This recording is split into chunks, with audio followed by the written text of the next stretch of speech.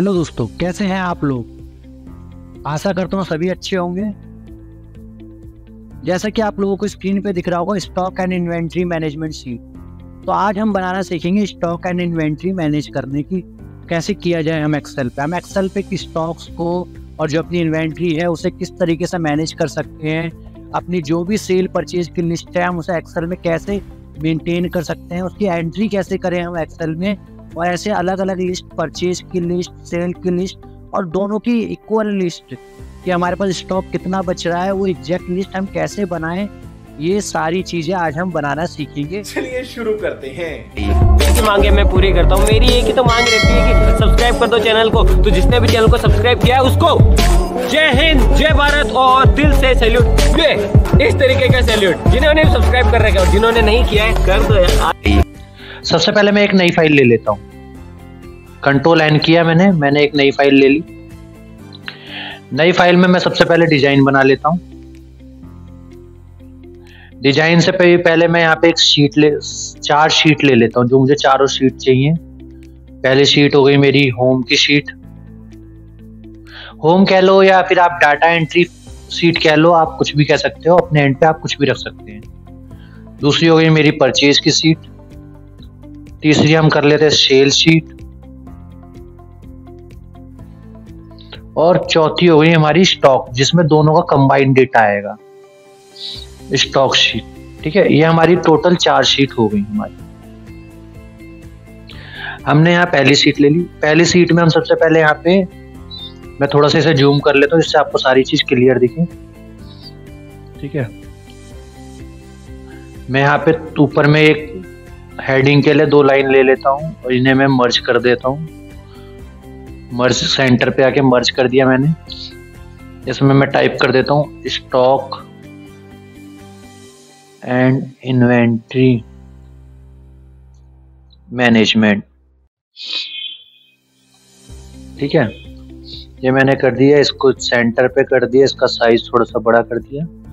ठीक है, और यहाँ पे मैंने इसको कलर कर दिया। कलर मैं कौन सा रखूं? चलिए हम स्काई ब्लू कलर रख लेते हैं और बोल्ड कर दिया हमने। ठीक है, ये हो गया हमारा इसका ये चीज। फिर इसके बाद हमारे पास क्या आता है? इसके बाद हमारे पास क्या था इसमें? Entry type, last bill. ठीक है, अब हम इसे बना लेते हैं एंट्री टाइप लास्ट बिल। हमारा लास्ट कौन सा बिल जनरेट हुआ है? ठीक है, स्पेस कॉलोन, स्पेस कॉलोन। ठीक है, यहाँ पे हम इसको इन दोनों को सिलेक्ट कर लेते हैं और बॉर्डर दे देते हैं। बॉर्डर में जाएंगे और बॉर्डर में ऑल बॉर्डर पे क्लिक कर देंगे। ये हमने बॉर्डर दे दिया। ठीक है, ऑटो फिट के लिए हम यहाँ 2 बार क्लिक कर देते हैं बी के और साइड में, तो ऑटो फिट हो जाता है। ठीक है, इसके अंदर मैं अब दूंगा एक selection tool, drop down tool दूंगा। तो उसके लिए मैं डेटा वैलिडेशन में जाऊंगा। डेटा वैलिडेशन के अंदर जाके मैं यहाँ पे लिस्ट में टाइप कर दूंगा SALE sale comma space purchase.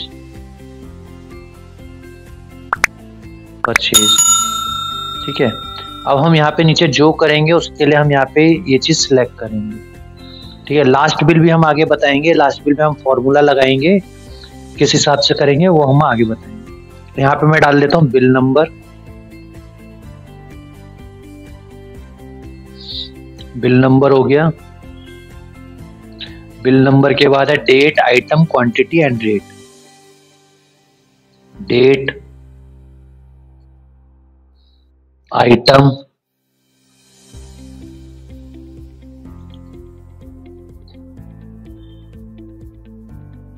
Quantity and rate. ये हमारी सारी चीजें आ गई। जो भी हमारे एक प्रोडक्ट की चीजें डिटेल होती है सब हमने। इसको मैं अलाइन कर लेता हूँ। इसको मैंने अलाइनमेंट दे दी, राइट की अलाइनमेंट, जिससे कि सारी चीजें हमारी एक बराबर आए।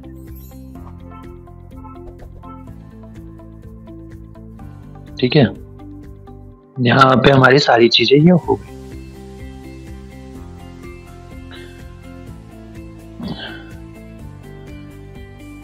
यहाँ पे हमने सारा बना लिया। अब मैं इसको भी बॉर्डर में दे देता हूँ, ऑल बॉर्डर करके मैंने यहाँ पे इसको भी बॉर्डर दे दी। ठीक है, अब मैं यहाँ पे दो शेप बना लेता हूँ। सबसे पहले एक शेप बनाता हूँ मैं बॉक्स की। मैं एक बॉक्स बना लेता हूँ यहाँ पे।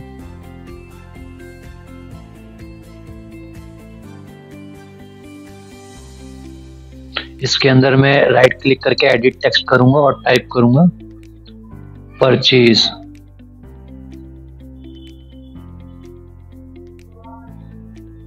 ठीक है, इसको मैं छोटा करके इसके साइज का कर लेता हूं।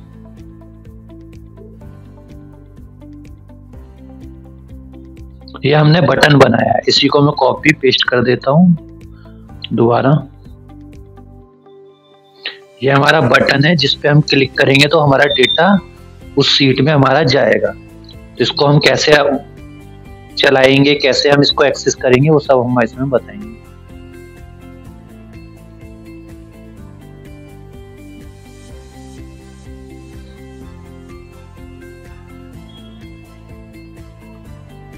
SALE cell.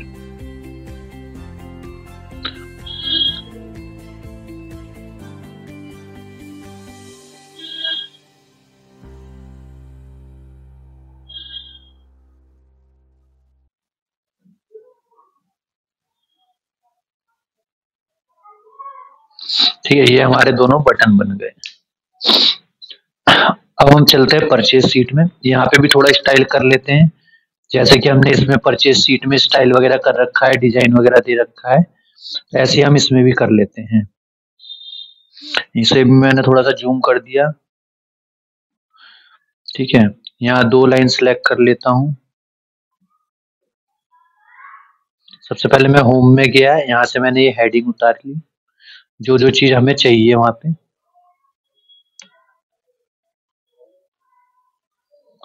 कॉपी कर लेंगे। परचेज में जाता हूं मैं, यहाँ पे राइट क्लिक करता हूं और ट्रांसपोज पेस्ट करता हूं, जिससे कि मेरा ये सारा लिस्ट हॉरिजॉन्टल से वर्टिकली हो जाए। तो मैंने ये राइट क्लिक कर दिया और यहाँ पे मैं डाल देता हूँ सीरियल नंबर।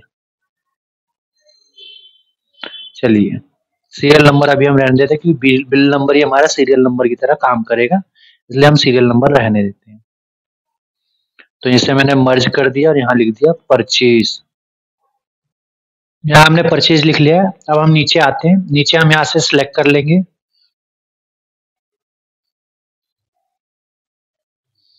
नीचे आए हम, नीचे हमने यहाँ से दो लाइन तक सिलेक्ट कर लिया और कंट्रोल T दबाएंगे हम, और फिर क्रिएट टेबल आ जाएगा क्योंकि हम यहाँ पे टेबल क्रिएट करेंगे और ओके कर देंगे। तो ये हमारी टेबल क्रिएट हो गई है। ठीक है, ये हमारे ऊपर आ गया है। तो इसको हमें हमें हमारी हेडिंग तो यही है जो हमने ऑलरेडी लिख रखी है। तो हम यहाँ पे कंट्रोल Z करेंगे एक बार दोबारा और दोबारा कंट्रोल T दबाएंगे और माई टेबल हैज हेडर पे हम क्लिक कर देंगे, जिससे कि हमारी हेडिंग जो है ऑलरेडी होगी हमारे पास। तो हमने यहाँ क्रिएट कर दी और हमारे पास हेडर ये हो गए। अब हम इसमें थोड़ा सा कलर कर देते हैं डिफरेंस, कि थोड़ा सा हमारे देखने में लुक एक अच्छा लगे हमें हमारी टेबल का।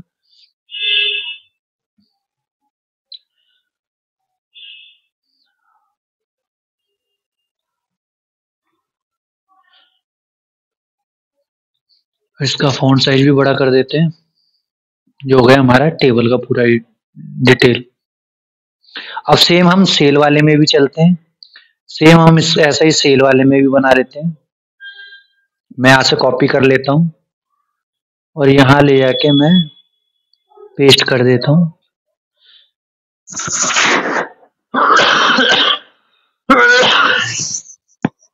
और यहाँ परचेज की जगह मैं कर देता हूँ सेल लिस्ट। इस पेज को मैं थोड़ा सा बड़ा कर लेता हूँ।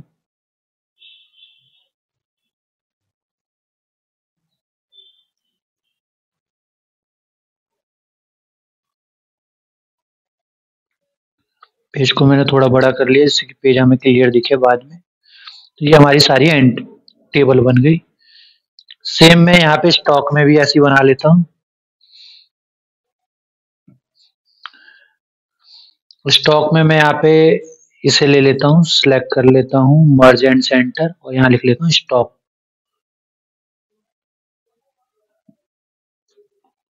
स्टॉक हो गया। हम देख लेते हैं हमारे पास टेबल में कौन कौन से स्टॉक में हमने क्या क्या चीजें डाल रखी थी। हम वो चीजें डाल लेते हैं। आइटम है, परचेज क्वांटिटी, स्टॉक क्वांटिटी और स्टॉक, ये चार सारी चीजें हम यहाँ डाल लेते हैं। हमने आइटम डाल ली, यहाँ हमने परचेज क्वांटिटी डाल ली, यहाँ हमने सेल क्वांटिटी डाल ली जो हमने सेल की है, और यहाँ डाल ली हमने रिमेनिंग स्टॉक, जो हमारे पास स्टॉक बचा हुआ है। ठीक है, ये हमने डाल ली। सेम यहाँ पे भी हम यहाँ पे इसको सिलेक्ट करेंगे और नीचे तक सिलेक्ट कर लेते हैं और कंट्रोल टी दबा देंगे और यहाँ पे भी हम टेबल क्रिएट कर लेंगे, माई टेबल हैज अ हेडर, और ओके कर देंगे। यहाँ हमने एक लाइन एक्स्ट्रा मर्ज कर रखी है तो हम दोबारा अनमर्ज करके इसको दोबारा से मर्ज कर लेंगे, बोल्ड कर लेते हैं और इसका भी कलर थोड़ा सा यूनिक कर देते हैं, साइज बड़ा कर देते हैं। ये हो गए हमारे सारे। देखिए अब जहां तक है हमने ये सारी डिटेल बना ली बना ली है। अब आता है मेन काम कि हम इन सारी चीजों को वर्क कैसे कराएं। ठीक है, इसके लिए यहाँ पे सबसे पहले हम यहाँ पे टाइप करते हैं बिल नंबर। हमने टाइप कर लिया बिल नंबर 1 होगा। डेट टाइप कर लेते हैं हम 08/02/2025, हमने ये डेट डाल ली। आइटम नंबर में हमने माउस डाल लिया। क्वांटिटी हम डाल लेते हैं 10, रेट डाल लेते हैं 200 रुपये, ये डाल लिया। अब हम इस पूरे को यहाँ से सिलेक्ट करेंगे, बट हम इससे पहले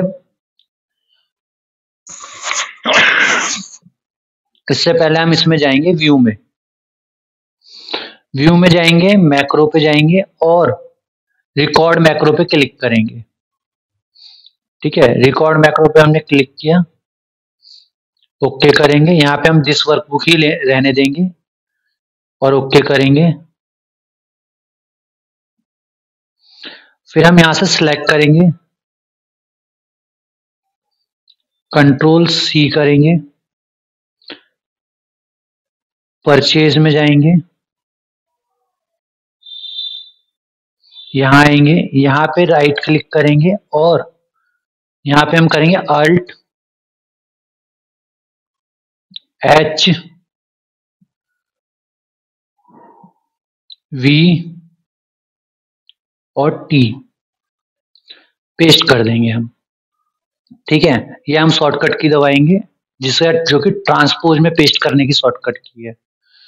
ठीक है, फिर हम दोबारा होम में आए और फिर हम यहाँ पे राइट क्लिक करेंगे, टेबल में जाएंगे। ठीक है,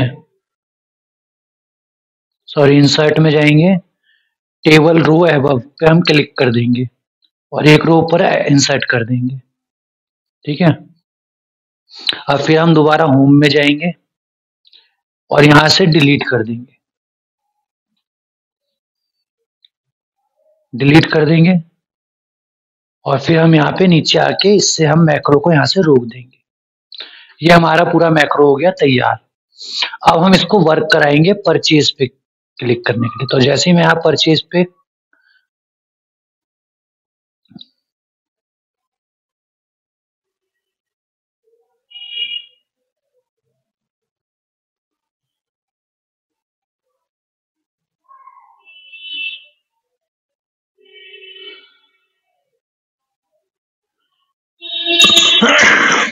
परचेज पे मैं यहाँ राइट क्लिक करूंगा, असाइन मैक्रो में जाऊंगा,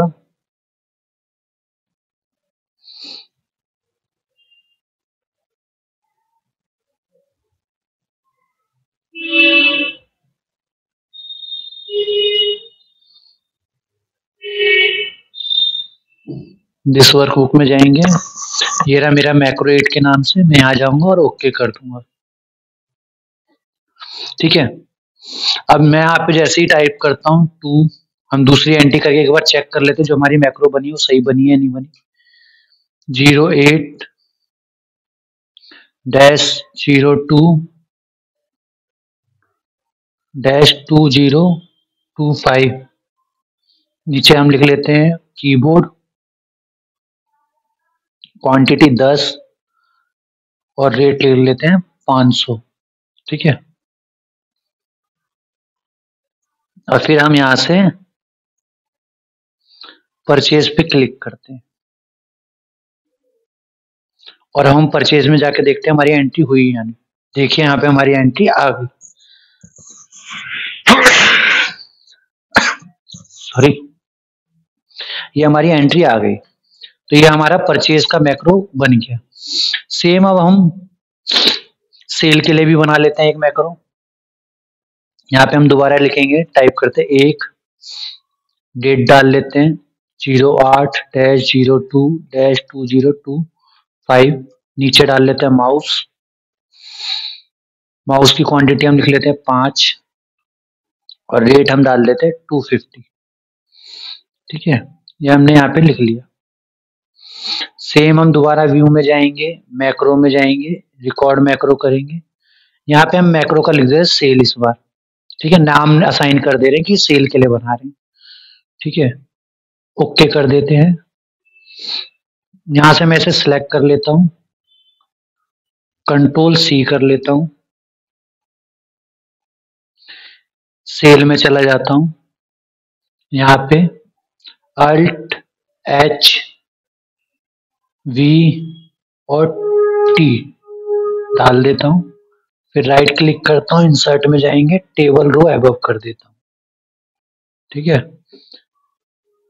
फिर मैं होम में आता हूँ और इसे डिलीट कर देता हूँ और सेम मैं दोबारा यहाँ से यहाँ नीचे से करना चाहूँ नीचे से कर सकता हूँ, या फिर मैं व्यू में जाके भी मैक्रो को स्टॉप कर सकता हूँ। तो ये मेरा पूरा मैक्रो इसके लिए बन गया सेल का। और अब मैं यहाँ सेल पे क्लिक करता हूँ और असाइन कर देता हूँ सेल का मैक्रो जो है मैंने बनाया, इसको मैंने असाइन कर दिया। सेम एक बार और हम देख लेते हैं, दोबारा सेल को भी चेक कर लेते हैं कि हमारा सेल का भी सही काम कर रहा है नहीं कर रहा।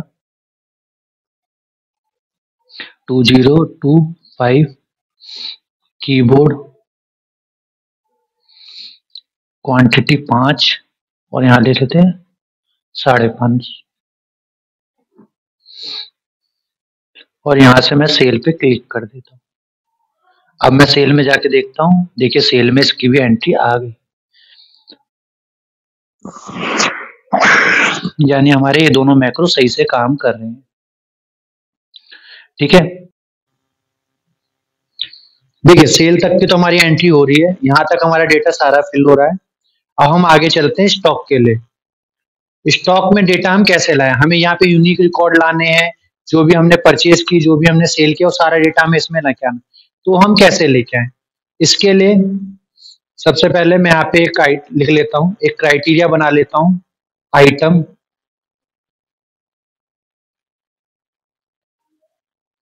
और यहाँ मैं लिख लेता हूँ equal to less than greater, inverted comma में लेस देन ग्रेटर देन और इन्वर्टेड कॉमा, ये मेरा क्राइटेरिया बन गया। और इसके अंदर हम एडवांस फिल्टर का बहुत ही कमाल का यूज करेंगे। आप बहुत ध्यान से देखिएगा और समझिएगा कि एडवांस फिल्टर क्या कराता है और कैसे करते हैं इसका यूज। आप लोगों ने फिल्टर का बहुत यूज किया होगा, लेकिन एडवांस फिल्टर का बहुत ही कमाल का यूज हम करने जा रहे हैं।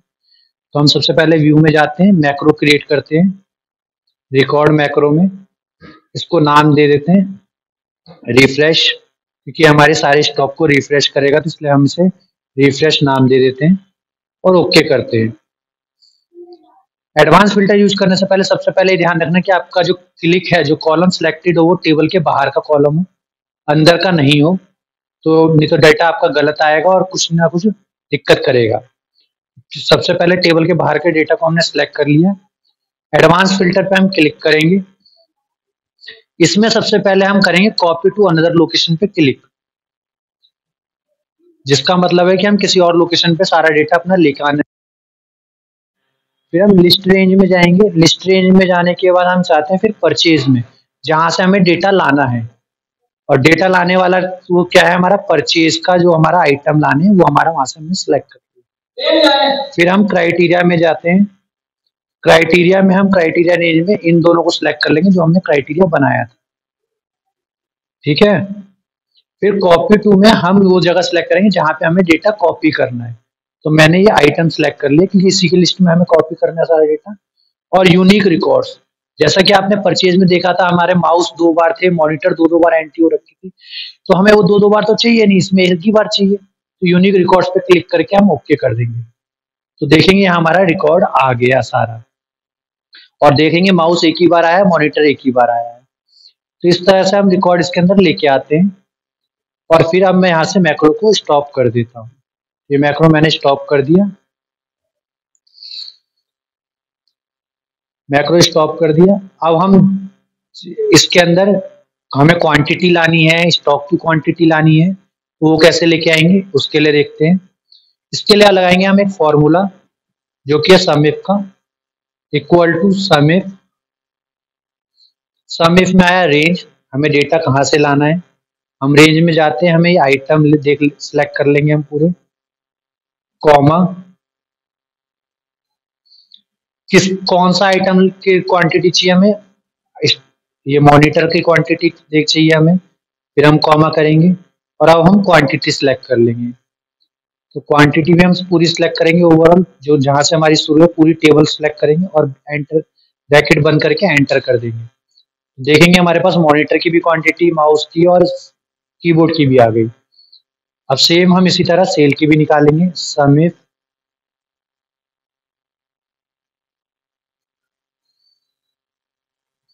अब की बार हम सेल में से डेटा सिलेक्ट करेंगे, कॉमा आइटम, कॉमा सेल में से हम क्वांटिटी को सिलेक्ट कर लेंगे, ब्रैकेट बंद एंटर। सेल की भी क्वांटिटी आ गई। हमारे पास जो बचा हुआ स्टॉक है उसे निकालने के लिए हम purchase quantity minus cell quantity कर देते हैं और ब्रैकेट बंद एंटर कर देंगे। सॉरी, ब्रैकेट बंद नहीं करेंगे क्योंकि हमने ब्रैकेट स्टार्ट भी नहीं किया है, एंटर कर देंगे। ये हमारी क्वांटिटी आ गई। अब हम एक बार इसे चेक कर लेते हैं कि हमारा डेटा रिफ्रेश हो रहा है। तो उसको हम एक बार चेक कर लेते हैं डेटा अपडेट हो रहा है नहीं हो रहा। तो एक बार मैं यहाँ पे सेल की एंट्री कर लेता हूँ। ठीक है, मैंने यहाँ पे सेल में डाला 3, डेट डाल दी 08/02/2025,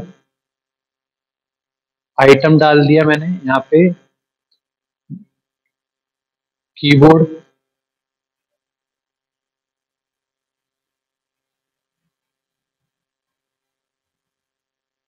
क्वांटिटी डाल दी 5, रेट डाल दिए 550। ठीक है, और यहाँ से सेल पे क्लिक कर दिया। सबसे पहले देखते हैं सेल में एंट्री आ गई है। स्टॉक में देखते हैं, स्टॉक में एंट्री नहीं आई है। ठीक है, कीबोर्ड ऑलरेडी हमारे पास सेल हो रखे 10। ठीक है, देखिए स्टॉक में यहाँ पे कीबोर्ड की एंट्री अपडेट हो गई, 10 की 10 हो गई और यहाँ पे रिमेनिंग हमारी 0। तो यहाँ पे भी डेटा हमारा अपडेट हो रहा है। लेकिन अगर मैं क्या कोई नई एंट्री करूं परचेज में, जैसे मॉनिटर हो रखा है, माउस हो रखा है, तो क्या वो नई एंट्री भी रिफ्रेश होगी? तो उसको भी एक बार चेक कर लेते हैं। 6 एंट्री किया, यहाँ पे हमने डाल दिया रैम, सॉरी डेट डाल देंगे यहाँ पे 08-02-2025, यहाँ पे डाल दिया रैम, क्वांटिटी डाल लेते हैं 10 और रेट डाल लेते हैं 2000। यहाँ से परचेज कर देते हैं। सबसे पहले परचेज में देखते हैं, रैम की एंट्री आ गई है। स्टॉक में देखेंगे तो रैम की एंट्री नहीं आई है, तो यहाँ पे हमें एक रिफ्रेश का बनाना पड़ेगा। तो रिफ्रेश के लिए हम क्या करेंगे, हमने आपको याद हो हमने एक मैक्रो बनाया था, उसके लिए हम यहाँ पे एक बटन बना देंगे। सबसे पहले मैं शेप में जाता हूँ, शेप में से मैं यहाँ पे एक शेप में एक शेप बना लेता हूँ और इसके अंदर टाइप कर देता हूँ REFRESH रिफ्रेश। इसका मैं थोड़ा सा फ़ॉन्ट साइज छोटा कर लेता हूँ, जिससे कि इस बटन को मैं थोड़ा छोटा रख सकूँ।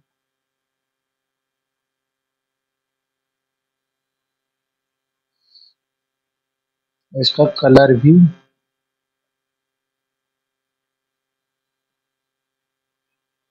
हम थोड़ा सा रेड कर देते हैं, जिससे कि हमें साफ साफ चमके। और मैंने कर दिया। और अब मैं इसमें कर देता हूँ मैक्रो साइन, और साइन मैक्रो में जाएंगे और रिफ्रेश पे क्लिक कर सिलेक्ट कर लेंगे और ओके कर। ठीक है, ये मेरा हो गया काम। अब मैं यहाँ क्लिक करूंगा तो देखेंगे इसमें रैम आ जाएगा। देखिए हमारी रैम की क्वांटिटी इसके अंदर आ गई, यानी हमारा ये चल रहा है।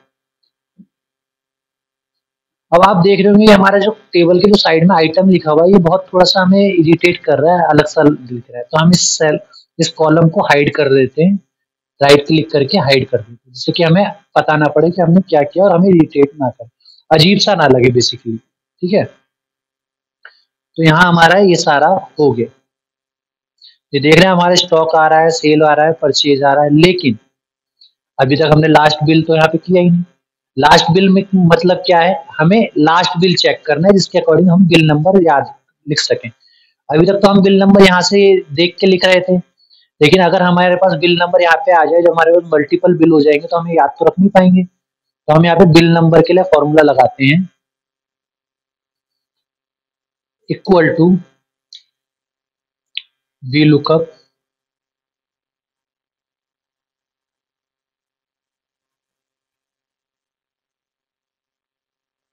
Sorry equal to if bracket start, entry type हम सिलेक्ट कर लेंगे कि ऊपर कौन सी एंट्री का हम देखना चाह रहे हैं, सेल का देखना चाह रहे हैं, परचेज का, जो हम एंट्री करेंगे उसी का हम देखेंगे बेसिकली। तो हम एंट्री टाइप सिलेक्ट कर लेते हैं, फिर कॉमा,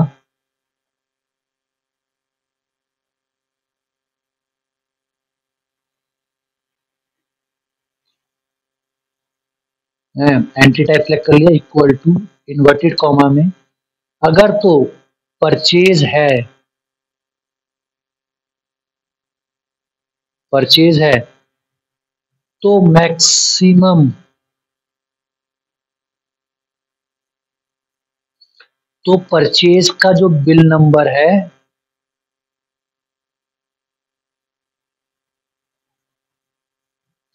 है उसकी मैक्सिमम वैल्यू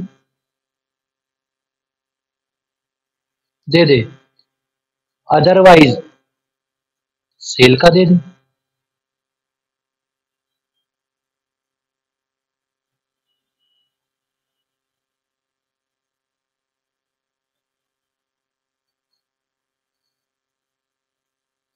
अदरवाइज सेल का दे दे।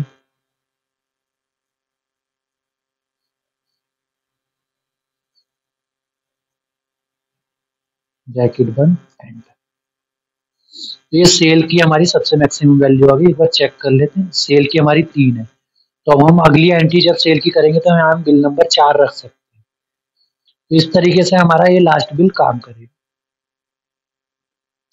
अभी हम देख लेते हैं, अभी अगर हम सेल की एंट्री करें तो आपको मैंने उस एंट्री करते टाइम दिखाया था, स्टार्टिंग में बताया था कि यहाँ पे हमारा आउट ऑफ स्टॉक या लिमिटेड स्टॉक ये सब दिखा रहा था।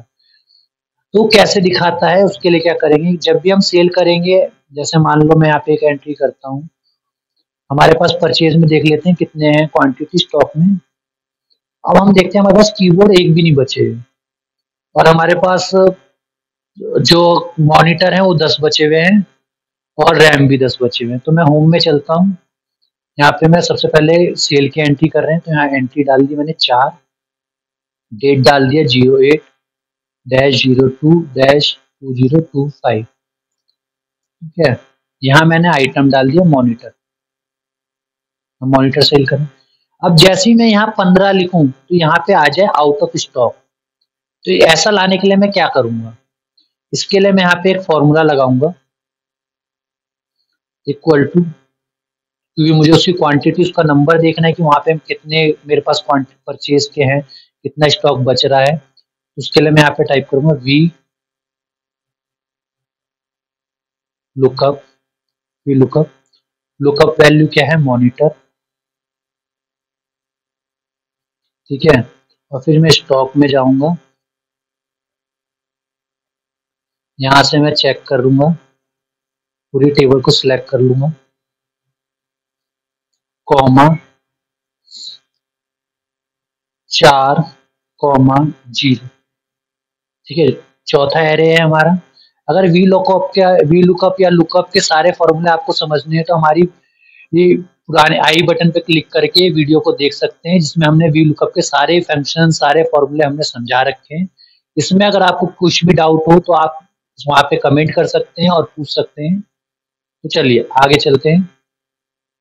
वी लुकअप का हमने एरे डाल दिया और एंटर कर देते हैं कि हमारा कितना स्टॉक बच रहा है। अरे ये तो हमारा गलत हो गया, तो पूरा डेटा उठा रहा है। इसके लिए एक बार हम दोबारा लगा के देखते हैं। वी लुकअप, लुकअप क्या है हमारा मॉनिटर, ठीक है, कॉमा टेबल एरे, स्टॉक में गए, हम यहाँ से सिलेक्ट करेंगे, ठीक है, कॉमा 4, कॉमा 0, ब्रैकेट बंद, एंटर। ये देखेंगे हमारी वैल्यू आ गई। लेकिन यहाँ पे अभी हमारी वैल्यू हमें पता पड़ी कि हमारे पास 10 ही आइटम बच रहे हैं, तो आउट ऑफ स्टॉक वगैरह तो हमें पता ही नहीं पड़ रहा। तो हम इसके लिए यहाँ पे साथ में अभी और आगे इसके साथ फॉर्मूला ऐड करते हैं, इफ का। सेम इफ का भी हम फॉर्मूला कैसे यूज करें, इफ के सारे फंक्शंस, हम इफ एरर, इफ ये सारे फंक्शंस कैसे यूज कर सकते हैं, इसको समझने के लिए भी आप हमारी पुरानी वीडियो, इफ की वीडियो देख सकते हैं, जो कि लॉजिकल फंक्शंस के नाम से है। वहाँ पे आपको सारे लॉजिकल फंक्शंस सिखाए गए हैं डीपली, तो आप उसे भी समझ सकते हैं। और कुछ डाउट हो, कुछ नहीं समझ आ रहा हो तो आप हमें कमेंट जरूर करें। तो चलते हैं अब आगे। इफ के फंक्शंस के लिए इफ लगाते हैं, if bracket start, bracket start करेंगे, यहाँ पे हम लगाते हैं क्वांटिटी, इससे जो हमारी क्वांटिटी इससे बड़ी हो, जो हमने यहाँ टाइप करी है, तो हमें दे दे आउट ऑफ स्टॉक।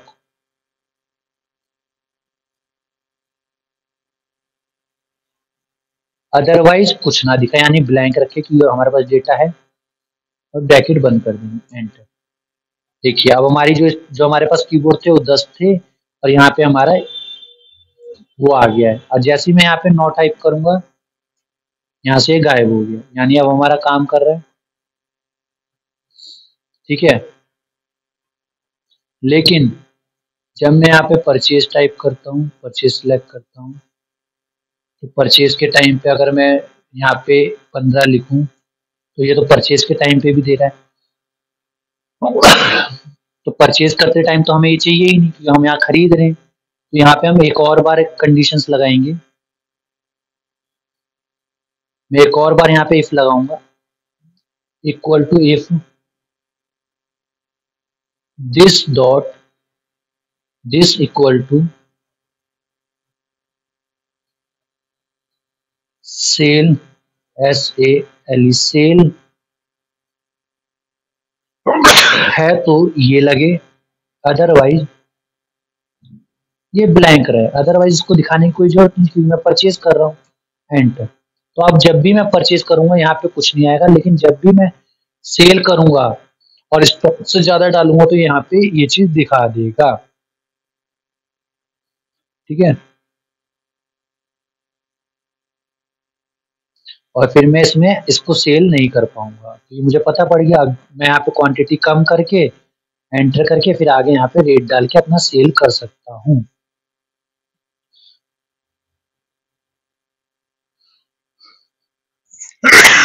मैंने यहाँ 5,000 लिख दिया और सेल पे क्लिक कर दिया, मैंने सेल कर दिया, ये मेरी सेल की एंट्री हो गई। अब जैसे ही मैंने सेल किया, यहाँ पे जब डेटा नहीं है तो यहाँ पे NA आ रहा है, ये अच्छा नहीं लग रहा है, ये मुझे यहाँ से हटाना है। NA ना आए लेकिन डेटा मेरा वैसे ही काम करे। तो मैं यहाँ पे एक और फंक्शन लगा देता हूँ, इफ एरर।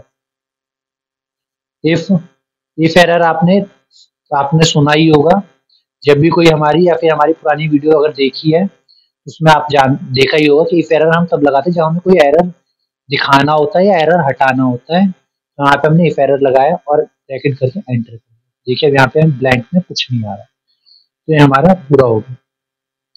सेम हमने सेल करी यहाँ पे, तो जो सेल करी मॉनिटर की 5,000 की, वो भी हमारी आ गई। यहाँ पे अब आप देख रहे होंगे हमारे पास कीप मॉनिटर सिर्फ एक बच रहा है। तो इस तरीके से हम अपना सारा स्टॉक का डेटा, इन्वेंट्री वगैरह मैनेज करते हैं। अब मैं इसमें एक लास्ट काम और बताऊंगा, लास्ट चीज और दिखाऊंगा कि मैं यहाँ पे एक बटन, 3 बटन और बना देता हूँ कि मैं इसी एक टेबल से दूसरी टेबल पे या तीसरी टेबल पे जाना हो तो मुझे नीचे सीट नंबर पे क्लिक ना करना पड़े, मैं यहीं पे क्लिक करके जा सकूँ। तो मैं सिंपली यहाँ पे 3 शेप बना लेता हूँ।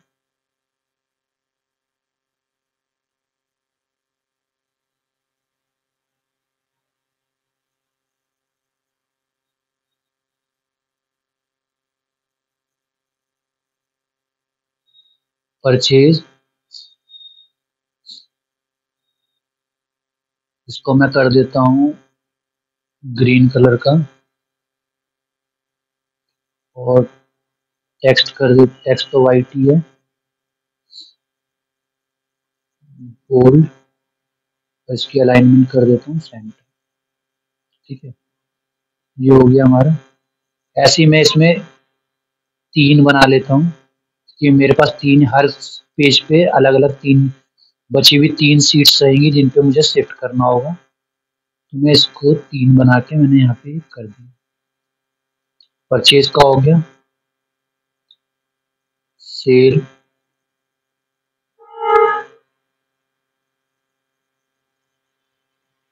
होम,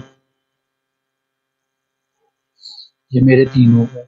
अब मैं इनमें सीट के लिंक डाल देता हूँ। तो मैं इस पे राइट क्लिक करता हूँ, लिंक पे जाता हूँ, लिंक में मैं यहाँ से सीट सेलेक्ट कर लेता हूँ कि मुझे कौन सी सीट है। जैसे परचेज है तो मैंने परचेज सेलेक्ट कर लिया, ओके कर दिया। ये सेल है तो मैंने यहाँ पे लिंक सेलेक्ट किया, सेल कर लिया, ओके। और ये होम है तो मैंने यहाँ पे सेलेक्ट किया, लिंक में गए दोबारा और होम सेलेक्ट कर दिया। क्योंकि स्टॉक वाले पे तो हम ऑलरेडी। अब जैसे मैं यहाँ परचेज पे क्लिक करूंगा, परचेज पे चला गया। अब यही 3 बटन मैं हर उस पे बना लेता हूँ। अब जैसे मैं रैंडम क्लिक करूंगा तो मैं इन बटन पे कभी क्लिक नहीं कर सकता, तो ये डायरेक्ट उस पे इन बटन को एडिट नहीं कर सकता। तो अब मुझे एडिट करने के लिए ना इन बटन को कंट्रोल के साथ क्लिक करना होगा, जिससे कि मैं इन्हें एडिट कर पाऊँ या कॉपी पेस्ट कर पाऊँ। मैं कॉपी कर लेता हूँ यहाँ से कंट्रोल सी से, सेम होम पे लेके आ जाता हूँ। होम पे भी मैं यहाँ 3 बटन डाल देता हूँ।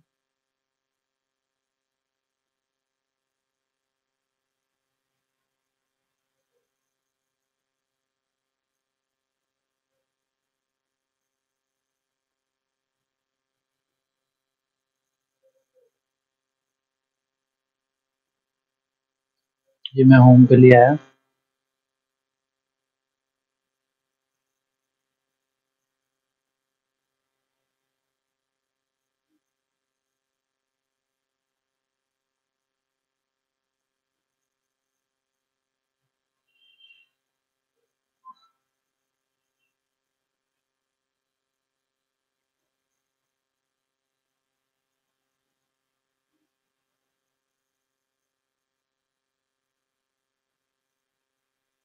ये मेरा परचेज हो गया।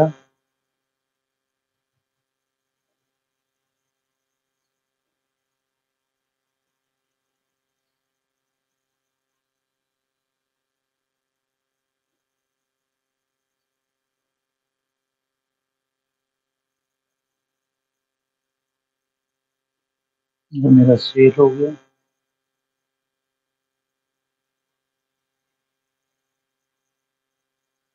ये मेरा, मैं इसका नाम चेंज कर लेता हूँ, इसको इसका नाम कर देता हूँ स्टॉक। क्योंकि इस परचेज होम पे तो हम ऑलरेडी हैं, यहाँ से हमें स्टॉक पे जाना होगा तो मैं एडिट लिंक में जाऊंगा और यहाँ पे स्टॉक पे क्लिक कर दूंगा। तो ऐसे ही अब हम तीनों पे करेंगे। यहाँ से कॉपी किया, कंट्रोल सी, ठीक है। यहाँ पे मैंने यहाँ पे क्लिक कर दिया, ये तीनों आ गए। अब इसमें मैं सेल पे हूँ तो मैं सेल वाले को नाम चेंज करके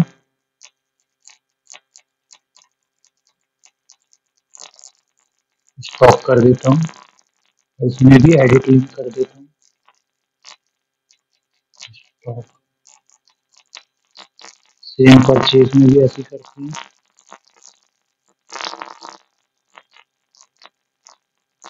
ठीक है, इस बार परचेज वाले में करते हैं।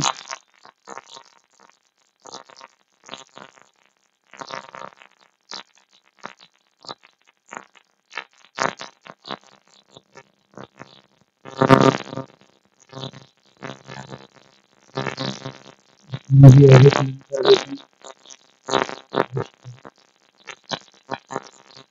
अब हम देखेंगे कि हमारे बटन काम कर रहे हैं। मैं होम पे हूँ, मैंने यहाँ से कुछ जो परचेज की लिस्ट देखनी है परचेज पे चला गया, सेल की लिस्ट देखनी सेल पे चला गया, स्टॉक देखने स्टॉक में चला गया।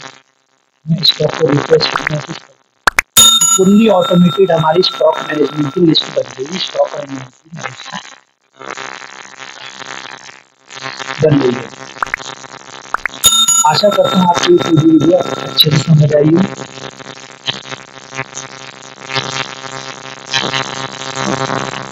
आई होप फ्रेंड्स वीडियो आपको जरूर अच्छा लगा होगा। हमें कमेंट्स में बताएं, हमारे वीडियो को अपने दोस्तों में शेयर करें, हमें लाइक करें और नए हैं हमारे चैनल पे तो हमें सब्सक्राइब भी जरूर करें।